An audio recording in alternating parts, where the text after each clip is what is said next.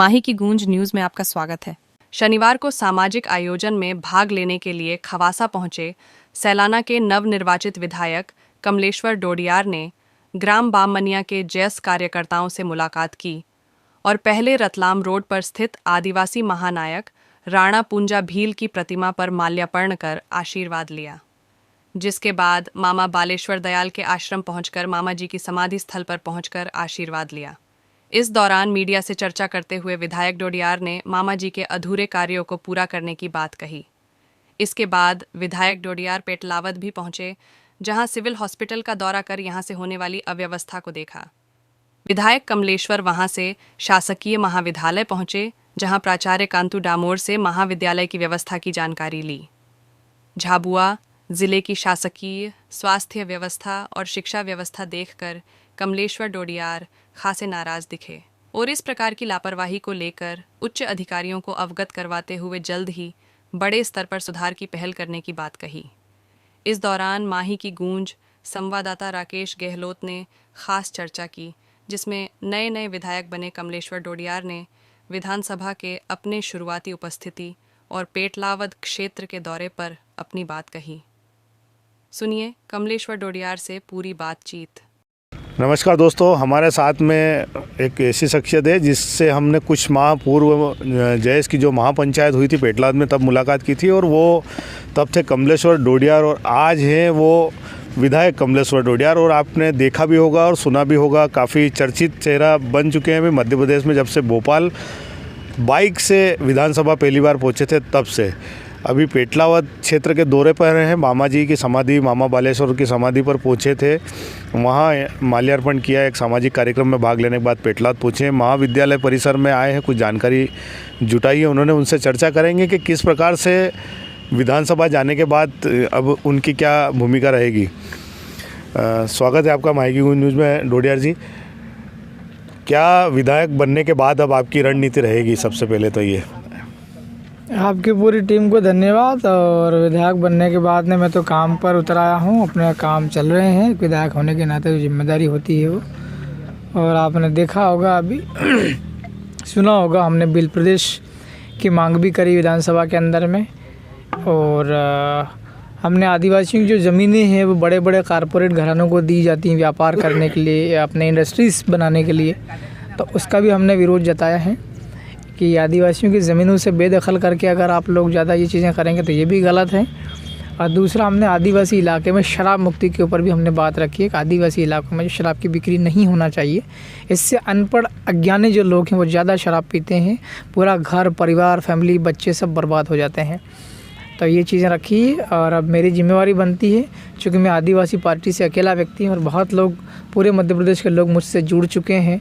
आपका ये जो है हम पेटलावद में भी खड़े हैं, इस ज़िले के लोग भी जुड़े हुए हैं और अलीराजपुर, धार, बड़वानी, खरगोन, खंडवा, उधर भी जबलपुर के लोग भी हमसे जुड़े हैं उस संभाग के आदिवासी से। सभी के लिए मुझे काम करना है। और अभी मैं देख रहा हूँ, मैं पेटलावद में आया था, अभी अस्पताल आपका देखने गया था मैं, वहाँ पर पेशेंट भी बहुत कम हैं और कर्मचारी जो है वो अस्पताल के डॉक्टर्स, जूनियर और भी स्टाफ जो होता है हेल्थ वर्कर्स वो दिखे नहीं हैं। हमारे इलाके में तो बड़े अस्पताल भरे हुए हैं पेशेंट से और स्टाफ भी हैं। अपने पेटलावद में पेशेंट्स भी मुझे नहीं दिखे वहाँ पे अस्पताल के अंदर, तो कहीं ना कहीं जो है वो ये सही चीज़ें नहीं हैं। अस्पताल के अंदर से मरीजों को भगा दिया जाता है, एडमिट नहीं किए जाते, ये शिकायत मुझे मिली है। और अभी मैं इस वाले कैंपस में आया हूँ, ये हायर एजुकेशन का कैंपस है पेटलावद का कॉलेज। यहाँ पर हमने देखा है बहुत समस्याएं, छात्रों के रहने की व्यवस्था नहीं है, यहाँ पर हॉस्टल बंद कर रखा है, 2-3 साल हो चुके हैं, तो बहुत गलत चीज़ें देखने को मिली हैं। कमलेश्वर डोडियार, क्या कारण रहा कि बाइक लेकर जाना पड़ा भोपाल? क्या केवल एक शो ऑफ था या बताना था कि नीचे स्तर से एक व्यक्ति आया है अब आपके बीच में? मैं गरीब आदमी हूँ और अभी भी मैं गरीब आदमी हूँ। हाँ, हमारा विधायक होने का वेतन चालू होता है। विधायक बन जाता तो कोई बहुत अमीर बन जाता रहा, थोड़ा ऐसा नहीं है। विधायक बनता है तो उसकी 1,10,000 के आसपास उसका वेतन मिलता है, अभी मिला नहीं है वो। अभी तो हमारी कार्रवाई चल रही। जैसा पहले मेरी हालत है मोटरसाइकिल वाले, वैसे ही हालत आज भी है। वो गाड़ी खड़ी है, वो कि एक दोस्त की मैं लेकर के आया हूँ और करीब 15 दिन से वो गाड़ी चल रही। उसका भी किराया, डीजल की व्यवस्था भी हम लोग इधर उधर से मांग करके ही कर रहे हैं। तो कोई दिक्कत नहीं है। लोगों को अगर ये दिखावा लगता है मोटरसाइकिल का, तो मैं चाहता हूँ कि एक दिखावा और देख सकते हैं आप लोग अप्रैल मई में। लोकसभा के दौरान। लोकसभा का चुनाव है और अब सामने हमने पहले भी आपसे सवाल किया था कि गुमान सिंह डामर जो है आ सकते हैं सेलाना, तो आपने कहा था कि फाटक बाहर कर देंगे। तो अब मोदी जी के नाम पे फिर से आ सकते हैं गुमान सिंह डामर आपके सामने, कांग्रेस के सामने? देखिए, मैं कोई राजनीति में ज़्यादा इंटरेस्टेड नहीं हूँ। मैं तो बहुत लंबे समय पहले, सन 2009 का आसपास का टाइम था मेरे ख्याल से, करीब 15 साल पहले मैंने सोचा था राजनीति में आने का, और मेरे हालत बहुत ज़्यादा बुरे थे। मैं बहुत बुरे दौर से गुजरा हूँ। मेरा पूरा परिवार मजदूरी करता था, इधर उधर पलायन पे जाता था। मैंने सरपंच बनने की सोची थी, विधायक और सांसद का मैंने नहीं सोचा था। तो मैं किसी कारणों से, वहाँ की जो स्थानीय परिस्थितियों के कारण सरपंच नहीं बन सका। लोगों ने मुझे विधायक बना दिया।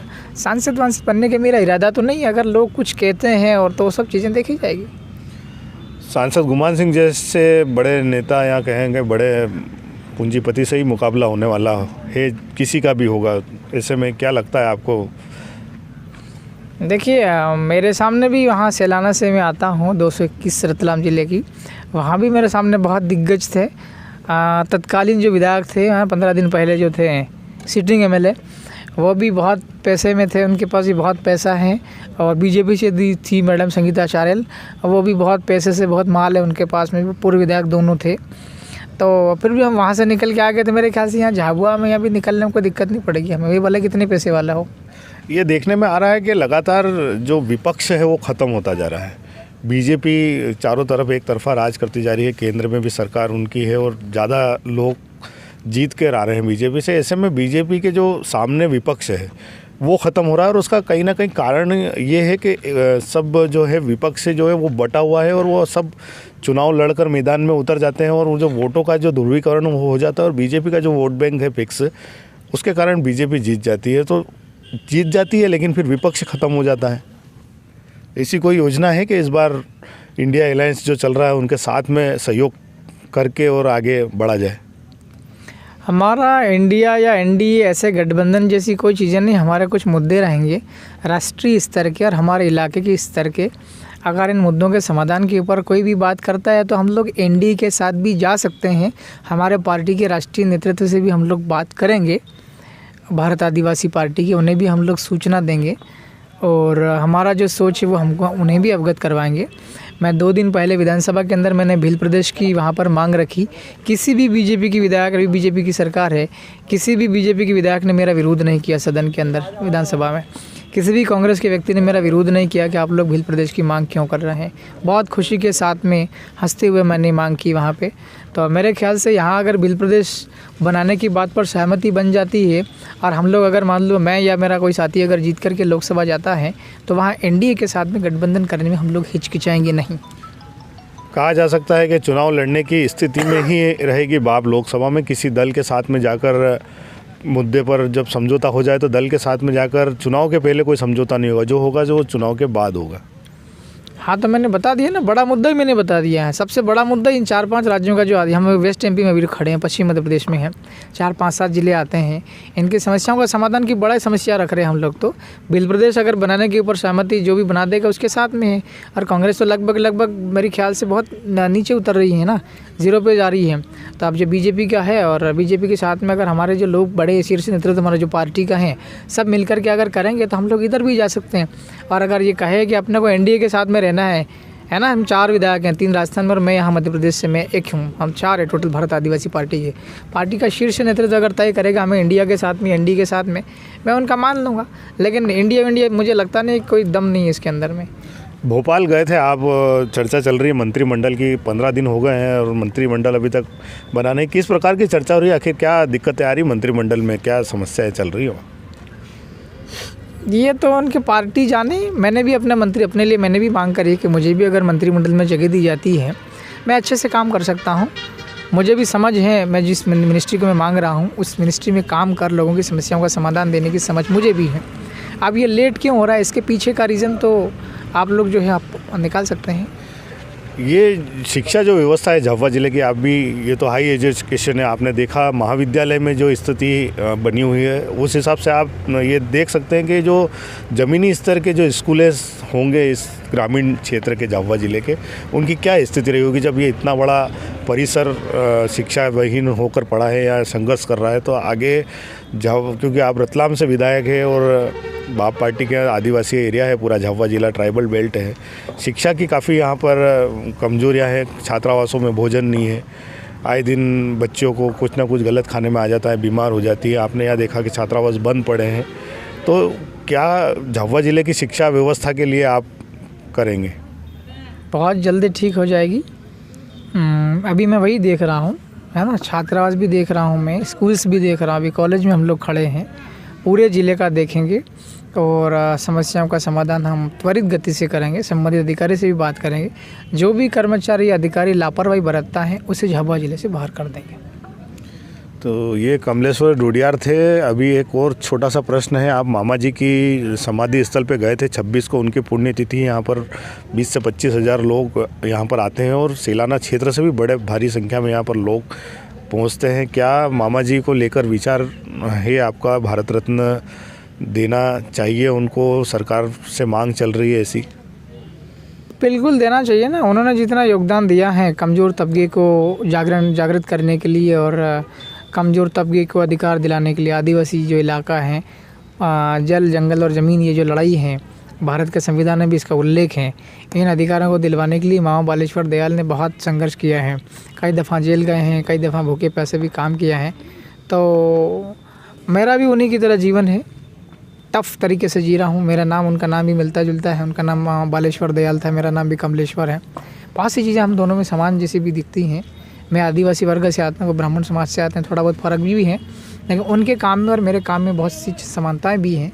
26 तारीख को उनका कार्यक्रम है, पुण्यतिथि, हम लोग सब उनकी पूजा करेंगे उस दिन। हीरालाल अलावा भी एक जयेश के माध्यम से कांग्रेस से लड़के विधायक बनने दूसरी बार बन गए हैं। वो भी पिछली बार आए थे तो उन्होंने कहा था कि मैं विधानसभा में उनके लिए, मामा जी के लिए आवाज़ उठाऊंगा और जो स्थिति है आश्रम की उसको सुधारने के लिए मैं बात करूंगा, राष्ट्रीय धरोहर घोषित करवाऊंगा उसे। तो अभी आपके पास फिर अवसर आएगा ऐसा, क्या आप आवाज़ उठाएंगे? हाँ, ये आपकी बात बिल्कुल सही है, हमें आवाज़ उठाना चाहिए, पर वहाँ समय मिलता है तो वहाँ क्या होता है, कभी कभार बड़े बड़े जो मुद्दे होते हैं, लोगों की, जीवित लोगों की बड़ी समस्याएं, उसके ऊपर व्यक्ति का ध्यान जाता है, किसी भी विधायक का, किसी भी पार्टी के। तो मेरे पास अगर समय मिलेगा तो मैं डंके की चोट आवाज़ उठाऊँगा। अगर सदन के अंदर समय नहीं मिलता है तो सड़क जिंदाबाद, सड़क पर उठाएंगे। तो सड़क पर आवाज़ उठाएंगे जब भी मौका मिला, जिस भी विषय का मिला। सेलाना से विधायक है 221 विधानसभा क्षेत्र क्रमांक से, लेकिन झाबुआ जिले के दौरे पर हैं, पेटला विधानसभा में दौरा कर रहे हैं। विधानसभा के अस्पताल को देखा, अस्पताल की स्थिति के बारे में बताया कि जो स्थिति अस्पतालों की है वो काफ़ी दयनीय है, चूँकि रतलाम ज़िले में जो अस्पताल है उनकी स्थिति बतौर पेटला जो अस्पताल है उनसे काफ़ी अच्छी है और कॉलेजेस की स्थिति भी काफ़ी अच्छी है। यहाँ जो अव्यवस्था है उसको लेकर अब आगे लड़ाई लड़ेंगे और उसको विधानसभा स्तर पर पूरा प्रयास करेंगे उठाने का। माही की गूंज के लिए विजय पाटीदार के साथ में राकेश गेहलोत। धन्यवाद।